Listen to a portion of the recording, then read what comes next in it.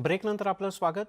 पुन्हा एकदा लॉकडाऊन हा प्रश्न विचारण्याचं कारण म्हणजे अनेक जण मास्क न वापरता सर्रासपणे फिरतायत आणि शासनानं घालून दिलेल्या कोणत्याही नियमांचं पालन धडपणे होताना दिसत नाही आणि म्हणूनच पुन्हा एकदा भीती वाटू लागले. तज्ज्ञसुद्धा व्यक्त करतायत की दिवाळीच्या सह अन्यही वेळेला ज्या पद्धतीनं नियम पायदळीत उडवले गेले ते पाहता नेमकं काय होणार. मुंबईत प्रामुख्यानं मैदानांवर खेळणारे खेळाडू किंवा मॉर्निंग वॉकसाठी जाणारे अनेक जण मास्कचा वापर करत नाहीत आणि त्यामुळे सुद्धा काहीसा धोका आहे असं बोललं जातं. मास्क न वापरणारे स्वतःसोबतच इतरांच्या आरोग्याला सुद्धा धोका निर्माण करतात.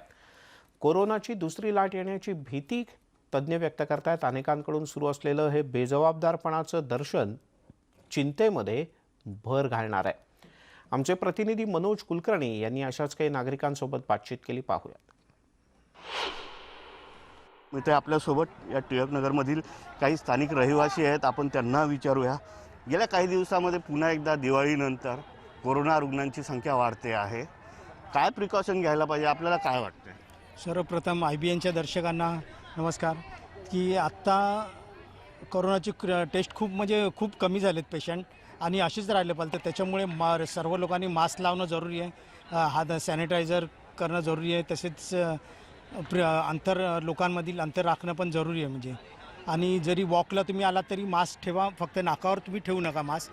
आणि ह्या सर्व प्रिकॉशन घेतलं तर नक्की हे याच्यावर कंट्रोल ठेवणं उपयोगी होईल. म्हणजे आपल्याला काय वाटते, रुग्णसंख्या दिवसेंदिवस वाढत आहे मुंबईत? हो, रुग्णसंख्या वाढत आहे आणि आपण काळजी घेणं अतिशय गरजेचं आहे. बाहेर पडणं, आपल्याला काही आपली इम्पॉर्टंट कामं असतील तर बाहेर पडणं आपल्याला कधीतरी म्हणजे पडायलाच लागतं. पण त्याच्यासाठी आपण बाहेरनं आल्यावरती स्वच्छ अंघोळ करणं, हातपाय धुणं, साबणाचा व्यवस्थित वापर करून क्लिनलीनेस मेंटेन करणं, कुठल्याही बाहेरनं आणलेल्या गोष्टींना व्यवस्थित सॅनिटाईज करून वापरणं, ह्या गोष्टींचा आपण इम्पॉर्टंटली लक्ष द्यायला पाहिजे. सरकार सांगते आहे की तुम्ही सोशल डिस्टन्सचं पालन करा, सगळं काही सांगते, परंतु लोक ऐकत नाही. आपण काय सांगाल? नमस्कार. आता सर्वप्रथम म्हणजे ॲक्च्युली हा करोना जो इकडे आहे तो काय इथे राहणार आहे, एवढा लवकर जाणारा नाही आहे करोना. तर आपल्याला ह्या करोनाबरोबर राहण्यासाठी आपण आपले प्लॅन्स करायला पाहिजे. सर्वात प्रथम आता गव्हर्नमेंट सांगते की एवढे प्रिकॉशन्स घ्या, सांगते तुम्ही मास्क घाला, सोशल डिस्टन्सिंग ठेवा, स्टीम घ्या, पण आपली लोकं फॉलो करत नाही आहेत. ती लोकं आता सिम्पल गोष्ट म्हणजे बघा, हे थुंकणे. आता इतके लोक सांगतात की हायजीन ठेवा, तरी तुम्ही बघा आता इकडे जर 10 मिनिटं ते 10 लोक थुंकताना दिसून तुम्हाला. पण हे बेसिक हायजीन आपल्याला लोकांना कळत नाही आहे. तर गव्हर्नमेंटनी बेसिकली इतकं सांगितल्यानंतरसुद्धा आपण बेसिक गोष्टी विसरलेलो आहोत. आता एक मास्क घालणं जरुरीचं आहे. आता इतकी मुलं खेळतात इकडे, तरी किती मुलांनी मास्क घातला आहे बघा, हार्डली एनी मुलांनी मास्क घातलेला आहे. प्लस आणि घरी गेल्यानंतर स्वच्छ आंघोळ करणे, गरम पाण्याने वाफ घेणे हे अत्यंत गरजेचं आहे. कुठेतरी लोक नियमाचं पालन करत नाही म्हणून कोरोना वाढतो का? आपल्याला काय वाटतं? नियमाचं पालन नाही करत म्हणून कोरोना वाढते. काय म्हणतं, आपल्याला हात धुणे किंवा मास्क लावणे हे गरजेचं आहे आणि सॅनिटायझर वारंवार वापर करणं ते गरजेचं आहे. म्हणून ते सर्व भरपूर लोक करत नाही. बरोबर मास्क लावतात, पण मास्क तोंडावर लावतात, नाकावर पण लावत नाही. ते मास्क पूर्ण लावून फिरायला पाहिजे, ते गरजेचं आहे. नाहीतर हे कोरोनाचं अणू जास्ती वाढत राहणार, आपल्याला इथे लॉकडाऊन करणं गरजेचं लागणार आहे. पुन्हा एकदा मुंबईत कोरोनाचे रुग्ण वाढत आहेत आणि लोक नियमांचं पालन करत नाही. मुंबई महापालिकेनं अशा जे लोक आहेत त्यांना दंड करण्याचं सुद्धा 200 रुपये दंड केला जातो, परंतु लोक तरी पण ऐकायला तयार नाही. आपलं काय वाटतं? क्या करें, सब लोग मजबूर हो गए हैं कोरोना के साथ में रहने के लिए. उनको लगता है अब कोरोना चले गया है, फिर भी अब कोई भी रोग आता है उससे मेंटेन करना ज़रूरी है. लोग भूल जाते हैं उस चीज़ को. अब बहुत दिन हो गया है कोरोना चलते हुए, तो इस हिसाब से लोग बाहर निकल रहे हैं. अब 200 रुपये फाइन भरे या 500 भरे, वो तो सरकार पे डिपेंड करता है कैसे क्या करेंगे. आपल्याला काय वाटते, काय सांगणार? की 200 रुपये टाळण्यासाठी म्हणून मास्क घालावा असं नाही आहे. की माझा मी रक्षक हेच धोरण ठेवलं पाहिजे. आणि आतापर्यंत काय केलं पाहिजे याची प्रत्येकाला चांगली जाणीव आहे. आता सरकारने बऱ्याच क्षेत्रामध्ये मुभा दिलेली आहे, म्हणजे प्रवासाची असेल किंवा हॉटेलची असेल किंवा आणि ठिकाणची. तर याचा अर्थ करोना कमी झाला असा अर्थ होत नाही आहे. माझा एक जिवलग मित्र 15 दिवसापूर्वीच याचं करोनामुळे निधन झालं आणि नवीन केसेसही ऐकण्यात येत आहेत. त्यामुळे हा करोना गेला असं नाही आहे. लस येईल तेव्हा येईल आणि त्याची उपयुक्तता सुद्धा सिद्ध व्हायची आहे.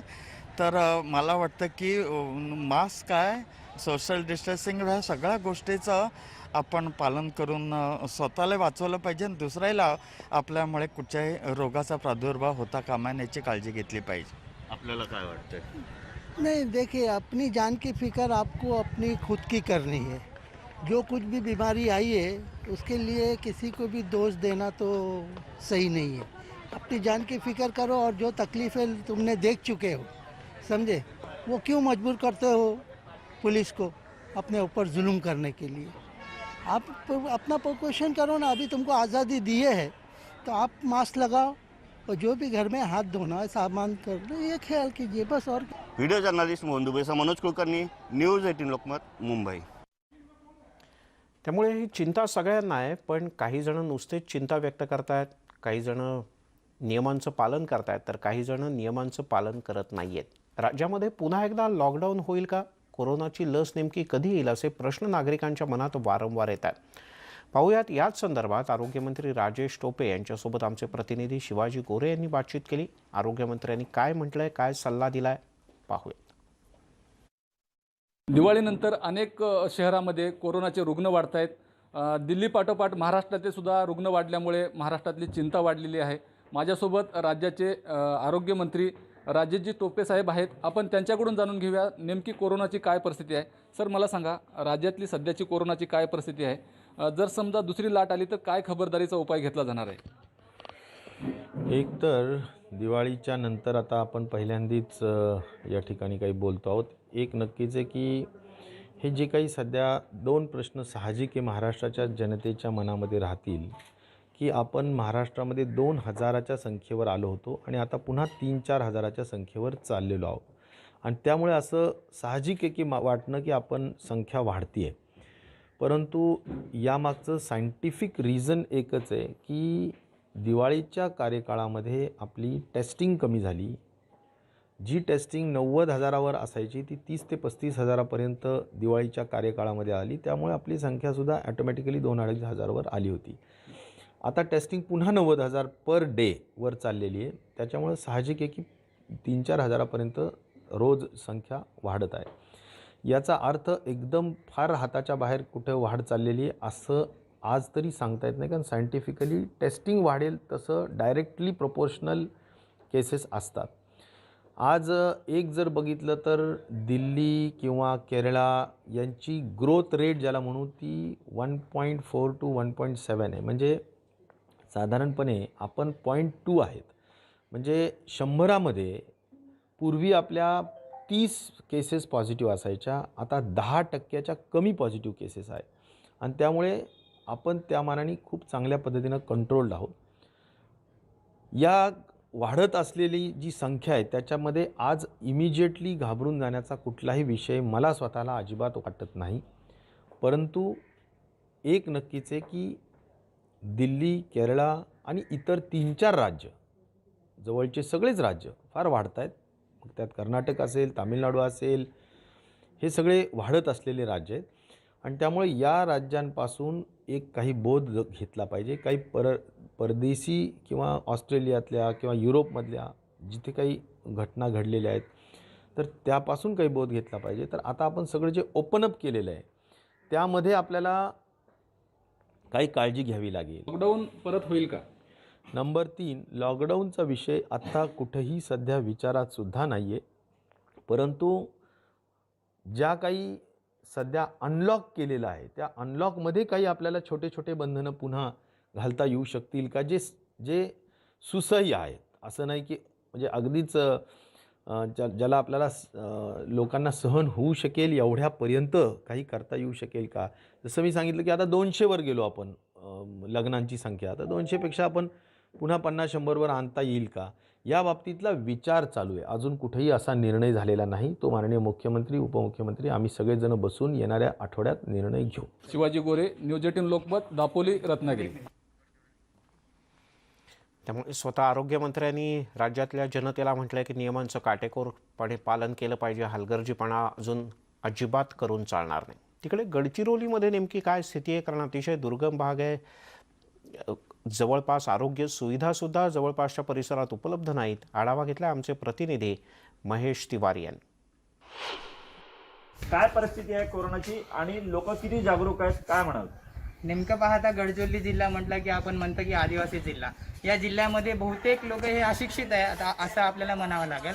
कारण या काळात कोरोनाच्या काळात जागरूकतेची नित्यांत गरज आहे. आता शाळा कॉलेजेस सगळे बंद आहे, त्या कारणानं शिक्षक कर्मचारी हे मला तर वाटते की कर्मचारी हे आता सध्या तरी खाली बसलेले आहेत. त्यांच्याकडून जर नियमितपणे सुरळीतपणे जे जनजीवन सुरू आहे त्या संदर्भात ग्रामीण भागात जाऊन प्रत्येक गावात जाऊन जर जनजागृती केली असता तर पुन्हा एकदा दुसरी लाट जे येणार आहे त्याची म्हणजे जे अनलॉकडाऊन सुरू आहे आता लॉकडाऊन करण्याची गरज या जिल्ह्यात तरी भासणार नाही असं मला वाटतं. परंतु जनजागृती करणे हे अत्यंत गरजेचं आहे असं मला वाटतं.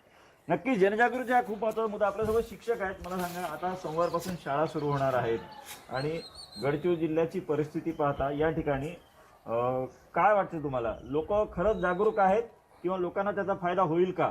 लोक जागरूक आहे असं म्हणता येत नाही.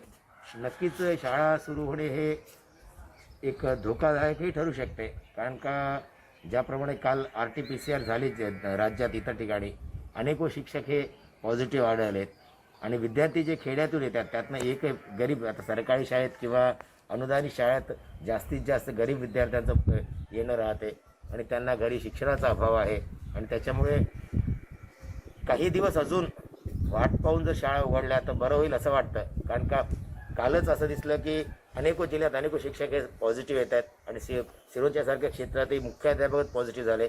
अजून काही शिक्षकांचे चाचण्या होत आहे.